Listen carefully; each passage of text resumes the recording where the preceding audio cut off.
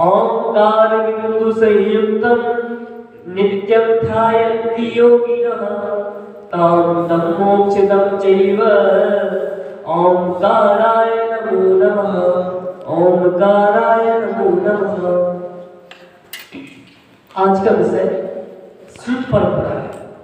उसको भी दो भागों में डिवाइड किया है, श्रुति इतिहास क्यों और श्रुतोदय कैसे, कि श्रुत का इतिहास का अध्ययन क्यों करना और श्रुत का उदय, जिनवाणी का उदय कैसे हुआ। थोड़ा ध्यान से सुनना, कोई टफ विषय नहीं है, बहुत इजी विषय है, तो उपयोग को बस थोड़ा सा देना और ये चीजें समझनी बहुत आवश्यक है।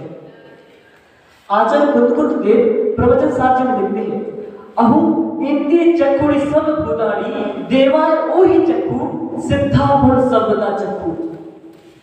सामान्य लोगों की आंखें वो चंद चक्षु होती हैं जिनसे हम दुनिया को देख जान सकते हैं, परंतु सज्जनों की आंखें, साधु पुरुषों की आंखें आगम होती है, पक्ष व्यामोह से रहित होती है उनकी आंखें।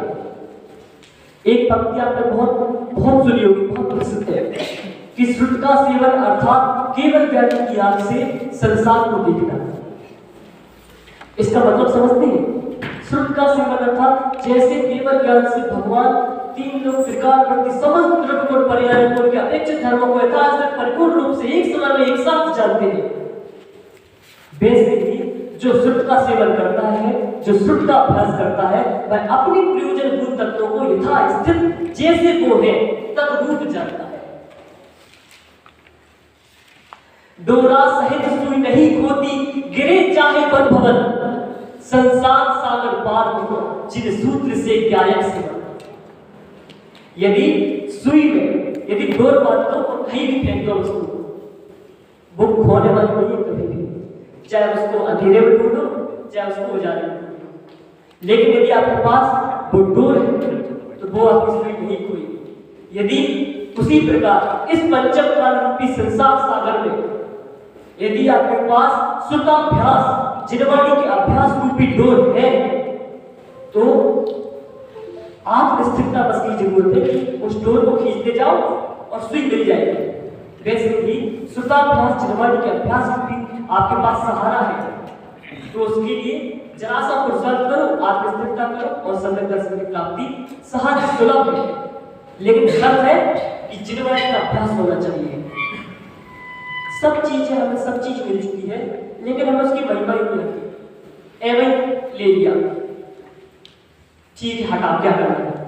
क्यों नहीं आती महिमा? क्योंकि हम उस चीज को नहीं जानते, हम उसके इतिहास को नहीं जानते, हम ये नहीं जानते कि जिनवाणी आई है वो किन परिस्थितियों से निकल कर आई है।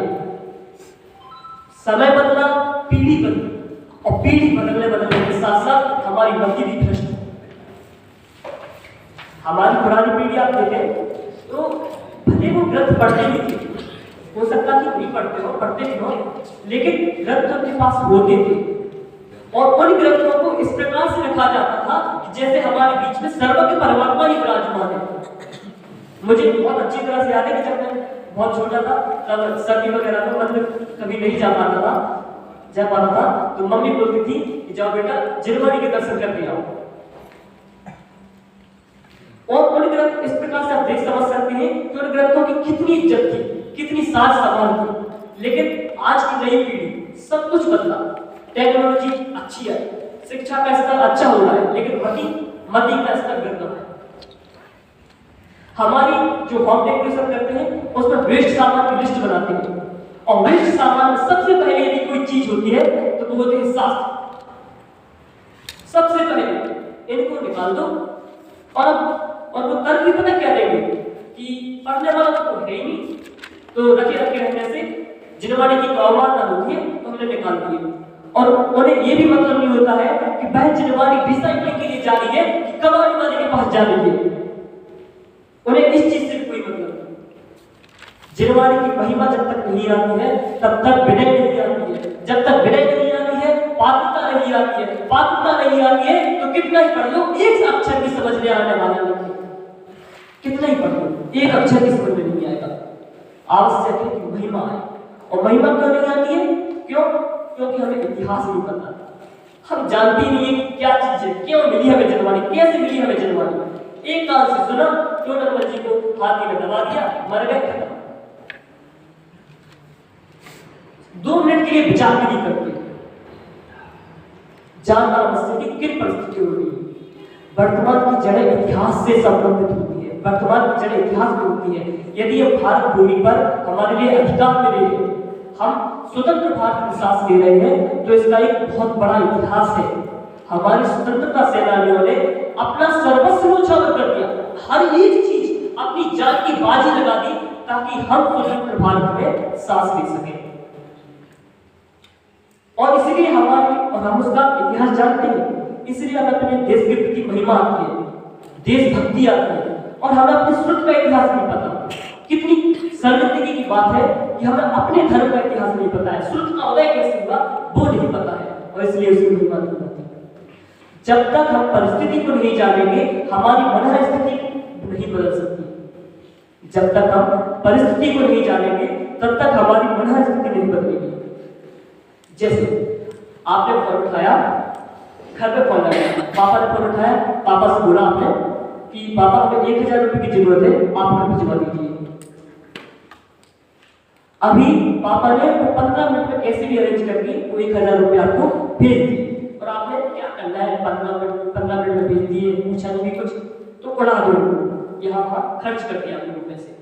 और फिर आपकी मम्मी का फोन आया कि उन्होंने बताया कि पिताजी ने वो जो पैसे निकाले थे, उनको कुछ 2-3 दिन से बीमारी थी, परेशानी थी, उसके इलाज के लिए निकाले थे। तो आपका माथा बिल्कुल ठनक जाता है, बिल्कुल हृदय जो गर्म था ना वो शांत पड़ जाता है, कलेजा बिल्कुल ऐसे शांत ठंडक। और आप सोचते हो कि जब आपकी परिस्थिति का ज्ञान होगा तो पैसे किस चीज के लिए थे और हमने कहाँ वेस्ट कर दिए, तब आपको उस चीज की भान होता है। तब हमें ये बात पता चलती है कि हमने जो काम किया है वो किस परिस्थिति का था। उसी प्रकार जब तक हमें जिनवाड़ी की परिस्थितियां नहीं पता होगी, जिनवाड़ी ये पता नहीं होगा कि किन परिस्थितियों से हमें जिनवाड़ी प्राप्त हुई है, तब तक हमें उसकी महिमा नहीं आ सकती है। एक कल्पना कीजिए, कल्पना पर सवाल होगी, और एक कल्पना कीजिए एक कोर्ट रूम का एक मूवी चल रही है, और एक कोर्ट रूम का सीन बना हुआ है, और एक कैदी को पकड़ के लाती है पुलिस, साधनों से बंधा हुआ है, लाखों बड़े हैं, उसके बाद बाल बिखरे हुए हैं, मुंह से लाल खून बह रहा है, पूरे कपड़े अपने फटे हुए हैं, और कीचड़ लगा हुआ है। और जब आप पहली दृष्टि देखते हैं, और पहली दृष्टि जो अंधी होती है, और उसमें आप क्या देखते हैं कि ये तो कोई आतंकवादी है, कोई रेपिस्ट है, एटलीस्ट अच्छा आदमी तो कतई नहीं है, ऐसा आप उसके बारे में धारणा बना देते हैं। अदालत की प्रक्रिया आरंभ होती है, न्यायाधीश जो है वर्डिक्ट निकालते हैं, न्याय देते हैं, और उससे पूछते हैं कि तुम बताना चाहोगे अपनी गलती पर, जो तुमने गलती की है उस पर कुछ बोलना चाहोगे। तब तक बताता है कि हमारा एक वो फ्लैशबैक में जाता है और बताता है कि हमारे हंसता खेलता हुआ परिवार था, उसमें हमारी बहन थी, स्कूल में हमेशा टॉप किया हमने, कॉलेज आए, कॉलेज में भी हमेशा टॉप किया, कुछ आवा, फिर कुछ दिन होते हैं असामाजिक तत्व जो होते हैं उसकी बहन के साथ अशिष्ट व्यवहार करते हैं, बोलचाल में। इसकी सूचना वो अपने घर में देता है, उसके परिवार वाले बहन से खेलने के लिए बोलते हैं कि ठीक है यार हटाओ, क्या ही बोल रहे हैं इसे। अपने मित्रों को देते हैं तो मित्र भी बोलते हैं कि हम जो है पिट टूटे आ जाएंगे।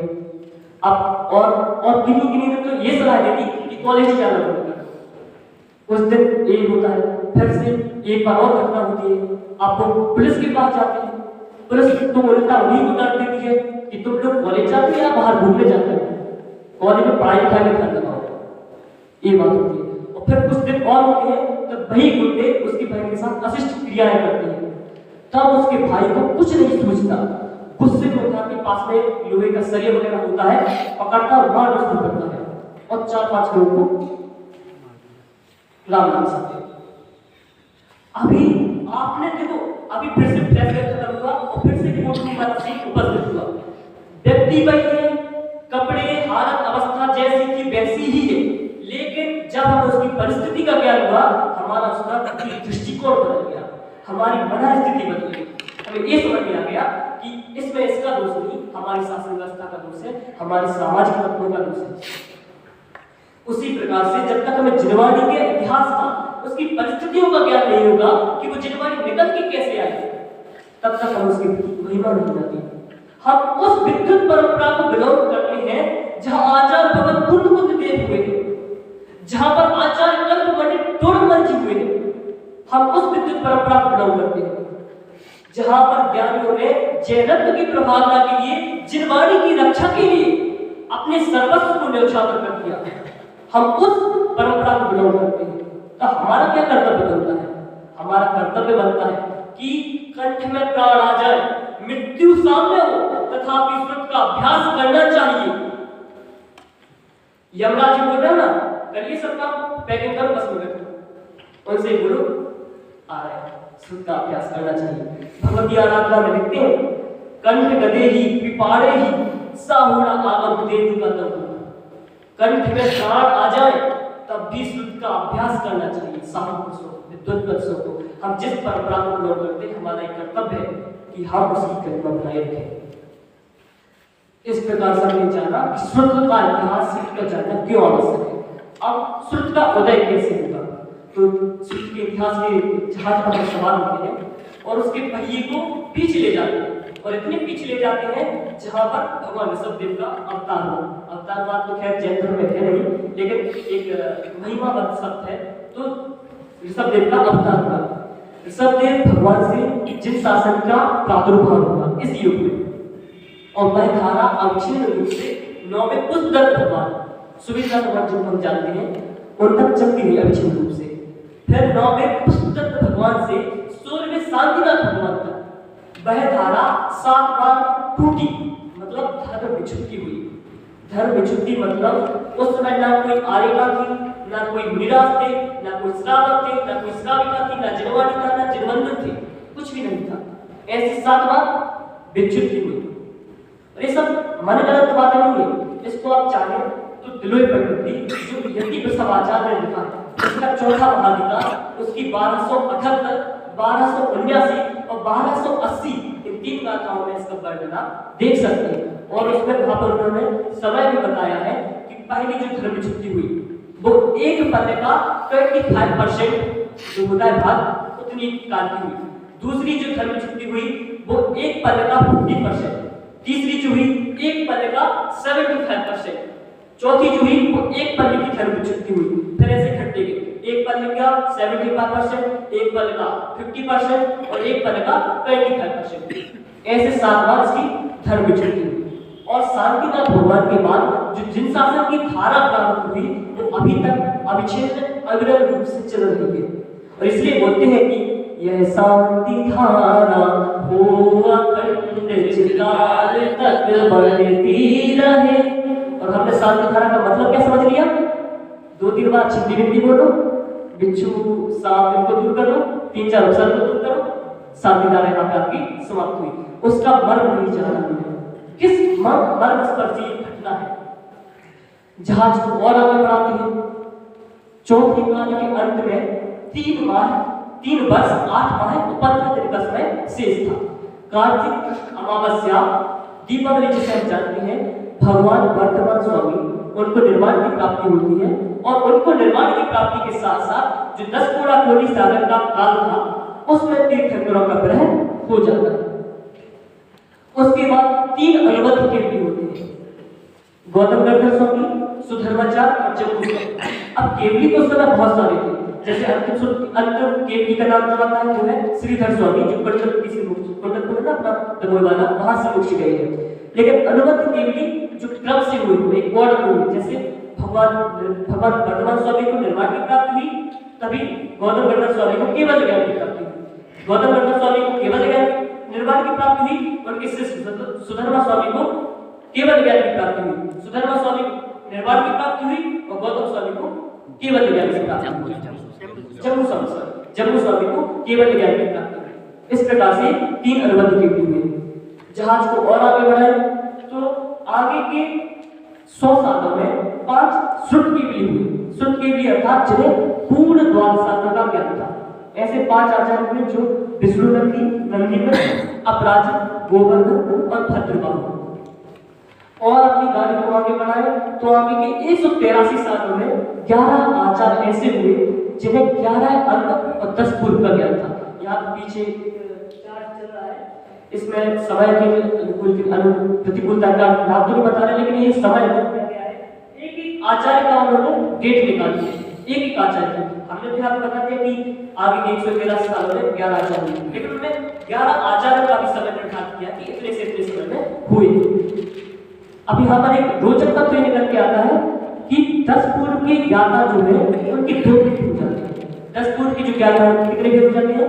2, भिन्न 10 पूर्वी और अभिन्न 10 पूर्वी।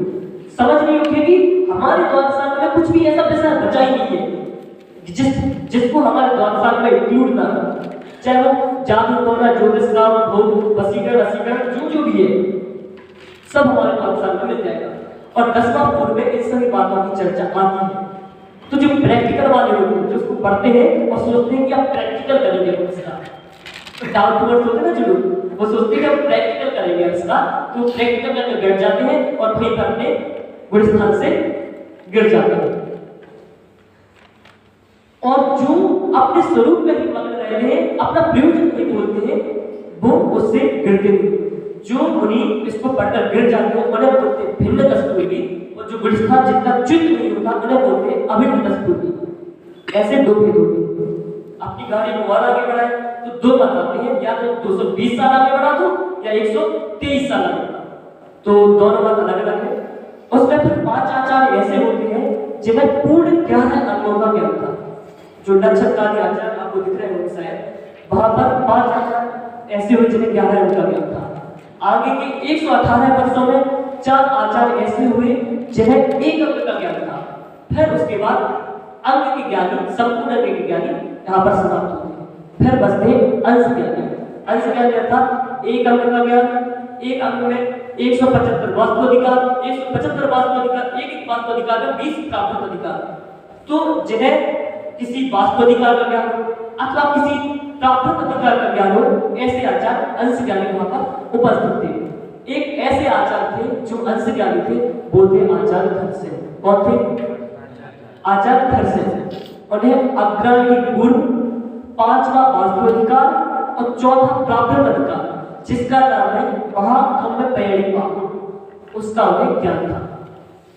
जब वो देखते हैं कि हुंडा संकट चल रहा है, सब व्यक्ति की आयु, बुद्धि, कौशलता सब छीन हो रही है, तो पंचम काल के अंत तक हम इस धर्म को ले कैसे जाएंगे? तब वो सोचते हैं कि जिनवाणी का लेखन कार्य शुरू होना चाहिए। जब वो ऐसा सोचते हैं तब वो चिट्ठी भेजते हैं। चिट्ठी खा भेजते, वो धर्मसेन स्वामी गिरनारगिरी की चंद्र जो गुफा है वहां पर निवास करते। वो चिट्ठी भेजते हैं कहां पर? दक्षिण की ओर महिमा नगर बैठक नदी के किनारे। वहां पर युग प्रतिक्रमण चल रहा होता है। 115वां युग प्रतिक्रमण चल रहा होता है। युग प्रतिक्रमण से आप बेसिकली समझो कि प्रतिक्रमण पूरे 100 योजन के बुनियाद मिलते थे, और जो दोस्त थे उनको सामूहिक रूप से उनकी प्रायश्चित करते थे। वो उस समय ये जानते थे कि कुछ नई बात निकल कर आई हो, कुछ नया ग्रंथ मिला हो, तो उस पर चर्चाएं होती थी। समय बदल रहा है, उस समय हमें अपनी क्रियाएं कैसे व्यवस्थित करनी है, इन सब चीजों पर उनकी चर्चा होती थी। तो 115वां युग प्रतिक्रमण चल रहा था। यह युग प्रतिक्रमण 2 बातों का कारण प्रसिद्ध था। एक तो क्योंकि सूर्य का उदय इससे संबंधित था, और दूसरा संघ का विच्छेद, मूल दिगंबर संघ का विच्छेद से भी यह संबंधित था, इसलिए 2 बातों से प्रसिद्ध था। संघ विच्छेद कैसे कि अनंत बलि स्वामी उस समय उस युग प्रतिक्रमण का नेतृत्व कर रहे थे। तब वह अपने मुनिराजों से पूछते हैं कि क्या सभी साधु आ गए? तब उन्हें उत्तर मिलता है हाँ, सभी संघों के सभी साधु आ गए। यहाँ पर जो उन्होंने ये बात सुनी, और वहां पर उन्होंने सोच लिया कि मुनिराजों के मन में दीवान खिंच चुके हैं। अब योग पिता जब तक, यदि योग पिता है वो अपने साथ में बंटवारा कर दे तो ये लोग शांति से तो जिएंगे, वरना आपस में लड़ेंगे और बंटवारा तो होके रहेगा। तब वह जो अनंत बलि स्वामी थे उन्होंने नंदी संघ, सैन्य संघ, 25 रूप संघ, वीर संघ स्वामी 25 रूप संघ के थे, इनका बंटवारा कर दिया। और यहाँ पर घटना समाप्त होती है संघ विच्छेद की। और दूसरी ओर श्रुतोदय की, कि वहां पर चिट्ठी आती है और उसको सभा में पढ़ा जाता है कि श्रुत का लेखन कार्य आरंभ होना चाहिए, इसलिए हमें 2 शिष्यों की आवश्यकता है। और ये सब बातें मनगढ़ंत नहीं है, इसको आप इंद्रनंद आचार्य ने जो सुल्तानवतार ग्रंथ लिखा है उसमें इसको नाटकीय रूप से ही चित्रित किया है, उसमें आप पढ़ सकते हैं। तब आनंदवली स्वामी नरवाहन और सुबुद्धि नामक दो मुनिराजों को गिरनागिरी की ओर रवाना करते हैं। आचार्य घर से निमित्त क्या थे तो भूपा ही पिछली रैन में कुछ सैन्य का संकल्प, तो जो सहन कर रहे थे तब उन्हें स्वप्न आता है कि उन्नत कलनों वाले दो बैल इसी ओर आ रहे हैं। तब वो निमित्त ज्ञान से जानते हैं कि हाँ अब तो सुख का लेकर आरंभ होगा। तब वह उठते हैं और उनके मुंह से अनायास निकलता है जयदु सुध देवता, जयदु सुध देवता, सुध देवता जयवंत वर्ते। और वह सुध देवता कैसा है? धवला पुस्तक 1 में इसके बारे में आता है कि बाहर अंग इच्छा बिलिने मलमूल दन सरदलया विवाह चरण भूषा असयो सुध देवया सियरम। कैसा है वह सुध देवता? 12 अंगों से निबद्ध है, समस्त मन से रहित है, दर्शन रूपी तिलक है और मस्तक का आभूषण है। ऐसा सुध देवता है, वह सदा जयवंत रहते हैं। और जब आते हैं वो तब सुद पंचमी की कथा आप सभी को पता ही होगी। वो दोनों मुनिराज मंत्र की साधना करते हैं। एक मुनिराज की भूत नामक जो जाति के देव होते हैं पूजा अर्चना करते हैं, इसलिए उनका नाम भूत बलि पड़ जाता है। और दूसरे मुनिराज की दंत पंक्ति विकृत थी, वो देव उनको ठीक कर देते हैं, इसलिए उनका नाम पुष्पदंत पड़ जाता है। आचार्य घर से दोनों को शिक्षा देते हैं और जिस दिन शिक्षा का समापन होता है उसी दिन आचार्य बोलते हैं कि आप लोग जाइए। क्यों? आचार्य को पता था कि हमारे संलेखन नजदीक है, अब ये लोग समाधि मन में उलझेंगे, आप लोग व्याकुलित होंगे, जिनवाणी का लेखन का जल्द से जल्द प्रारंभ होना चाहिए। तो दोनों को रवाना कर देते हैं, विदा कर देते हैं। दोनों विराज महाराष्ट्र के अंकलेश्वर वहां पर अपना चातुर्मास व्यतीत करते हैं। उसके बाद विद्वानों के मत आते हैं और एक मत ज्यादा प्रामाणिक है, तो उसमें बोला जाता है कि एक मुनिराज दक्षिणापथ की ओर गमन कर गए और दूसरे मुनिराज अन्य प्रदेश की ओर। यहाँ पर होता है कुछ समय पश्चात आचार्य जो मुनिराज आचार्य पुष्पदंत थे वो सुनते कि अब जिनवाणी का लेखन का प्रारंभ होना चाहिए। और इस युग में 10 कोड़ी सागर के इस युग में पहली बार यदि कोई लाइन लिखी जाती है तो वो था नमो अरिहंतारम, नमो सिद्धारम, नमो आयर्यारम, नमो वच्छायारम और नमो विसंसारम। और इन्हीं लाइनों के द्वारा व्यक्तिवाद का जोरदार खंडन देखने को मिल जाता है।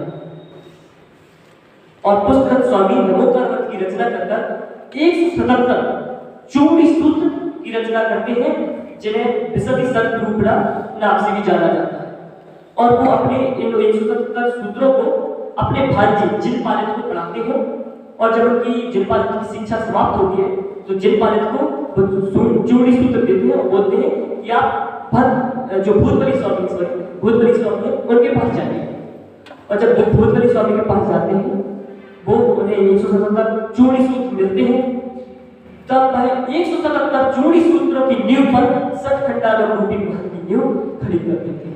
और उस समय शुक्ल पंचमी के दिन हमारा प्रथम सूत्र स्कंद सतखंडालों के रूप में हमें प्राप्त हो जाता है। उसके बाद कई समर्थ आचार्य हुए, जैसे वीरसेन स्वामी, उन्होंने 92,000 श्लोक प्रमाण हमारी शुद्ध की सेवा की। बहुत सारे इस परंपरा में आचार्य हुए, लेकिन एक आचार्य जिनका नाम अत्यंत आवश्यक है वो थे आचार्य भगवत कलिका सर्वकुंद देव। उनके बिना यदि उनकी सहायता को छोड़ दिया जाए तो हमारे पास कोई तुलना नहीं कर रहा हूं, लेकिन तीनों की मेजरमेंट गुणस्थान, भागड़स्थान और कर्म प्रकृति को छोड़कर हमारे पास ज्यादा कुछ बचता नहीं है। मुनि आचार्य गुरुकुल देव का 84 वर्ष का मुनि वर्ष रहा। उस समय उन्होंने समाज की गिरीतम सबसे निचली अवस्थाओं को देखा था। उन्होंने शिथिलाचार का सबसे निम्नतम स्तर देखा था, क्योंकि होता है ना कि जहां पर जो चीजें सस्ती हो वहीं पर भीड़ लगती है। उन्होंने शिथिलाचार, जो आंतरिक शिथिलाचार, बाह्य शिथिलाचार, दोनों पर पुरजोर प्रहार किया। बाह्य शिथिलाचार पर लिखा रंगो ही मोक्ष मक्को, निर्ग्रंथता ही मोक्ष मार्ग है। और इस तरीके से उन्होंने जो बोलते थे कि बस सहज में मोक्ष मार्ग हो जाएगा, मोक्ष हो जाएगा, उस पर प्रहार किया।